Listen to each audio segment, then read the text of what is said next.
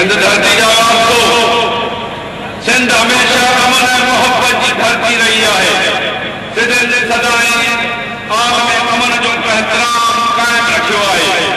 जॾहिं बि सिंध ते धारे जूं आज़ाद हुकूमतूं कायम रहियूं आहिनि त उन्हनि इंसान दुश्मन ऐं तबाह हथियार खाइण बजाए आला तहज़ीबनि खे जनम पे ॾिनो आहे।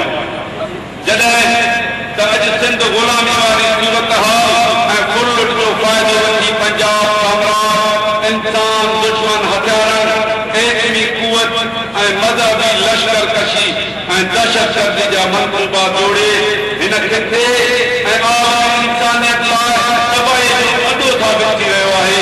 उन आलमी कुवतनि जे आॾो इहो वाज़िह इज़हार कयूं त सिंधु ते क़यामत जी सूरत में हिकु आज़ाद क़ौम जी हैसियत सां असां पंहिंजे रहबर साईं जी सैयद जे तारीख़ी फिक्री मशीन पैगाम सिंध खे अमल में आणण लाइ पंहिंजूं सभु क़ुवतूं वसीला ऐं सवाइब इस्तेमाल करे सिंध खे इतिहाद इंसानी अमन आलम ऐं तरक़ी बनी आदम वारे फ़लसफ़े जो मरकज़ बनाईंदे सिंध खे ओलह ऐं ओभर जे तहज़ीबनि जे विच में पुल जो किरदार अदा करण वारी सरज़मीन तौर संदसि तारीख़ी रूहानी मशीन जो तकमील चाहींदा। प्यारा दोस्तो, बलोचिस्तान पंहिंजे अलॻि वतन जी घुर ऐं क़ौमी तशद्दुद लाइ बीह रहियो आहे।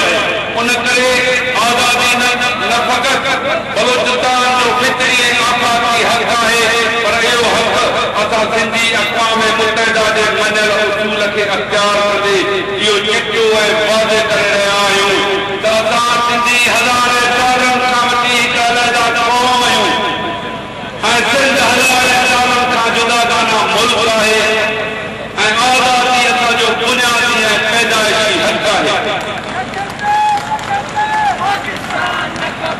ऐं आज़ादी मुमकिन ऐं अणकर आहे, जंहिंजो ऐलान सिंध जो रहबर ऐं जदीद दौर जे पैगंबर इंसानियत मुंहिंजे रहबर साईं जी सैयद अली करे चुको आहे।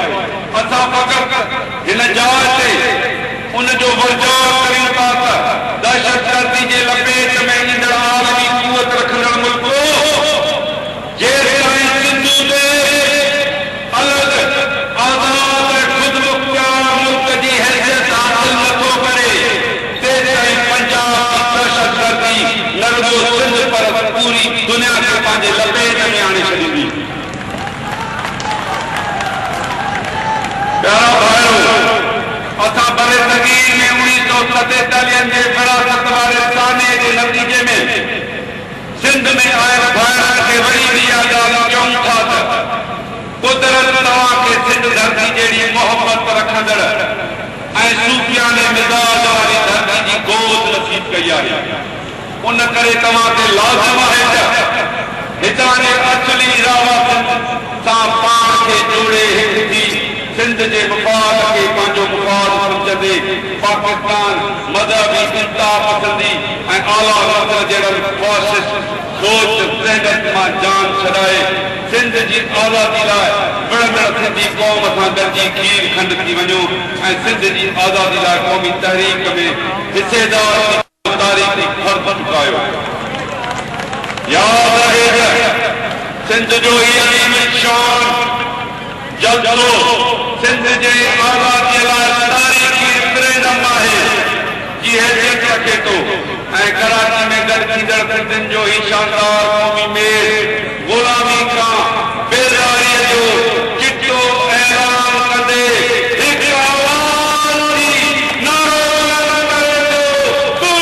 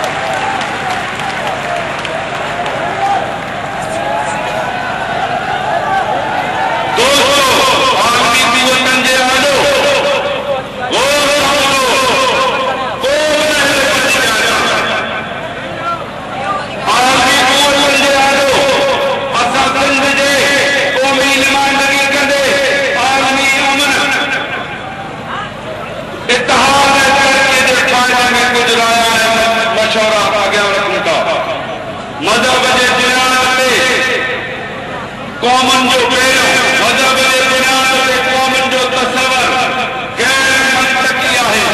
उन करे अक़वाम मुत्तहिदा जे मञल उसूल तहत कौम जे तसवर खे मञींदे सिंधियुनि खे जुदा क़ौम सम्झी पाकिस्तान खे तोड़े आज़ाद सिंधु देश ऐं आज़ाद बलूचिस्तान जे आज़ादी जो हक़ ॾिनो वञे। नंबर 2, अक़वाम मुत्तहिदा जी नए सिर जोड़ जक करे बेअहदार तलजाने खे क़ौम बणायो वञे। तव्हांखे मंज़ूर आहे? हथ मथे करे ॿुधायो सॼी दुनिया खे।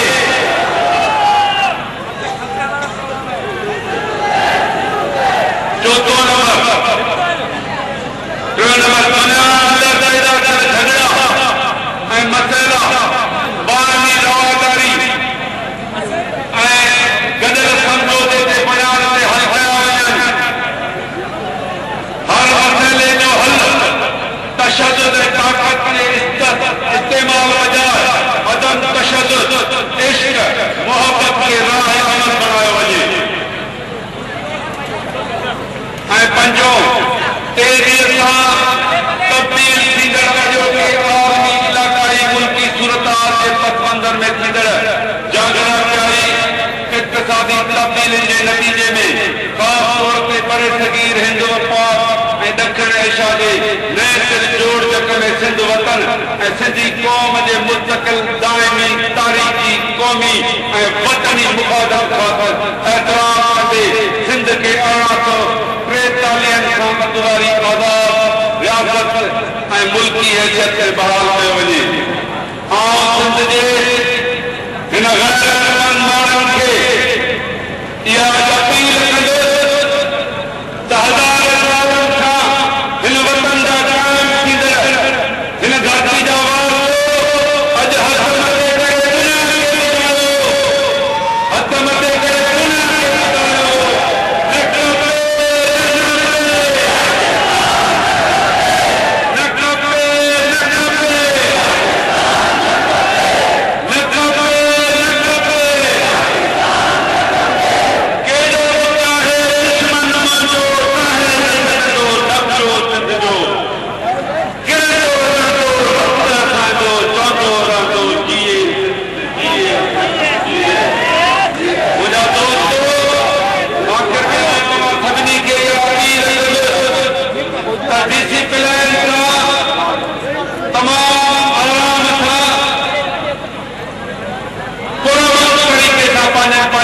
पांचन इलाक़नि में वञो के